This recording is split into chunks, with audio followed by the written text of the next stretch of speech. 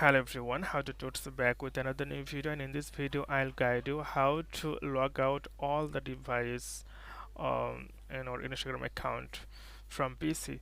So you have to go any browser you want, then type the word instagram.com on your URL box, and then you'll find the interface like this. The first of all you have to log in your account, and then you can see the option more, left bottom corner on your screen. Click here and then click the settings option, and then click personal details and password and security, the second one, and then you can see password and security, the third option, below the account settings. Simply click here.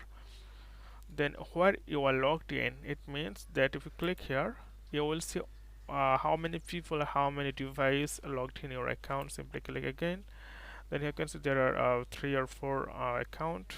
So if you click select a device to logged out, you can select, or you can select log out.